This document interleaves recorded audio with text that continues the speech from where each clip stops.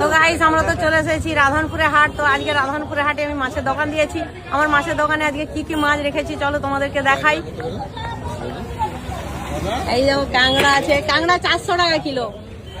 এই সুদরা কাঁকড়া আছে, আর ভেনামি চিংড়ি আছে যেটা আমার দোকানে প্রতিদিনই থাকে, আজকেও আছে। সাইডে ইলিশ আছে, ভাঙন আছে, আর ভেটকি মাছ আছে, চিংড়া মাছ আছে, ছোট ছোট গলদা চিংড়ি, পাবদা আছে, পাবদা সাইজগুলো খুব সুন্দর আছে। তো সাইডে নোনা চিংড়ি, তো নোনা চিংড়ি তো অনেকটা বিক্রি হয়ে গেছে দোকান পাতার সঙ্গে সঙ্গে, তো একটুখানি আছে ওটাই তোমাদের দেখাচ্ছি। তারপরে রুই মাছ আছে, তো আজকে একটা সব থেকে বড় রুই মাছ আছে। এই দেখো এই রুইটা কত ওজন হতে পারে, এই দেখো রুইটা একদম অনেক বড় সাইজ রুই মাছ আছে। এই দেখো তোমাদের কাকু দোকান দেওয়া শুরু করে দিয়েছে, দোকানে বেচাকেনা শুরু করে দিয়েছে, দাম কম আছে।